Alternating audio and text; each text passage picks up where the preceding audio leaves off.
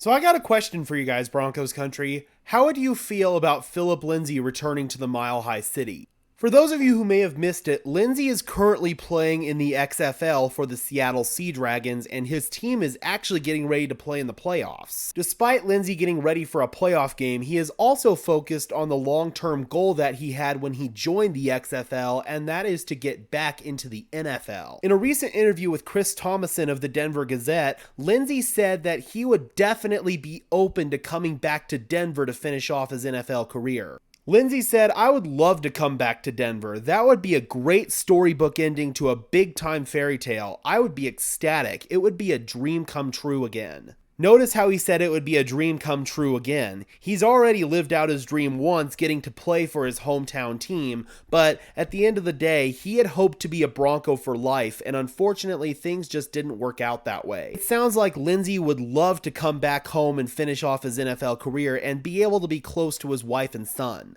And as we all know, Lindsay's best 2 seasons of his career came with the Denver Broncos in 2018 and 2019. He became the first undrafted free agent in NFL history to rush for back-to-back 1,000-yard seasons, and he earned a Pro Bowl nod as a rookie. Lindsay quickly became a favorite amongst the Denver fan base for obvious reasons, and even after he left the team, this fan base has continued to have Lindsay's back because although we're going to always continue to support our own team, we're also going to support our own, being from our city. Now, Lindsay's departure from the team definitely came with some controversy, as George Paton in his first season as Broncos GM decided not to give Philip Lindsay an extension. This came after John Elway and company had kicked that can down the road after previously promising to take care of the hometown kid. For the past 2 seasons, Lindsay bounced around from the Houston Texans to the Miami Dolphins and then later the Indianapolis Colts. Lindsay only ended up appearing in a handful of games for the Colts. One of them was a game here in Denver against the Broncos in Week 5. 2020 was Lindsay's last year here in Denver, and that ended up being the COVID year, so I didn't get to see him play here during that last year. It felt good to at least be able to see him play one more time in person, man, because I have Philip Lindsay's jersey. He's a story that really sticks with me, and he's a journey that I really got to watch in person. So Lindsay departing from the team was definitely an emotional one for me, I'll say that for sure. As I sit here and say this though, as one of the biggest Philip Lindsay fans and supporters on the planet,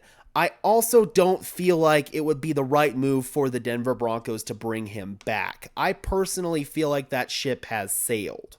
The Broncos need a speedy and explosive back, and in Lindsay's heyday, he certainly could have filled that role, but unfortunately, his last couple of seasons in the NFL and this time in the XFL has really showcased that Lindsay's speed and explosiveness has kind of fallen off a bit.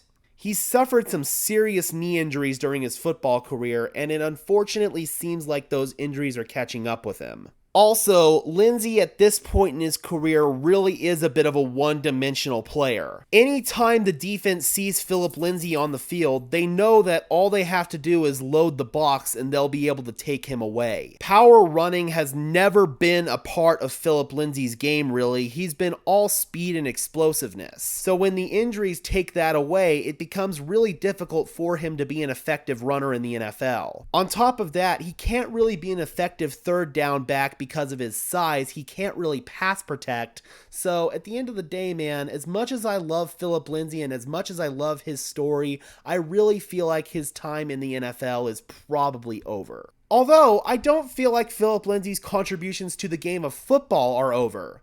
I still feel like he could be very effective in the XFL, and he may want to think about just staying there. Or he could possibly think about jumping into his coaching career. I feel like right away he could jump onto a coaching staff, maybe even the Denver Broncos, and be like an assistant running backs coach. After a couple of years of grooming, I really feel like Philip Lindsay could be one of the best running backs coaches in the NFL, and I would love to see him be able to climb the ranks in his coaching career. That would be really cool. If not the Broncos, maybe Coach Prime up in Boulder could find a spot for him on their coaching staff. He's still heavily involved with the Buffs. He's up there at their practices all the time, man. So I wouldn't be surprised at all if maybe Philip Lindsay decided to take his football career in that direction. Either way though, man, as much as I love Philip Lindsay and I love his story, I really don't feel like he would be a good fit on the field for the Denver Broncos. The NFL draft kicks off tomorrow, and the Broncos draft kicks off the day after tomorrow, and I really feel like they're going to use one of their 5 picks on a speedy, explosive running back. However, if Philip Lindsay and the Broncos would be open to maybe some kind of reunion as a coach, I would definitely be intrigued by that. So I'm curious, Broncos country, how would you guys feel about Philip Lindsay possibly returning to Denver, and in what capacity, as a player or as a coach? Drop those comments down below. I would love to hear from you. Alright guys, the NFL draft kicks off tomorrow, and we will be live streaming all 3 days of the draft here on Denver Broncos Syndicate.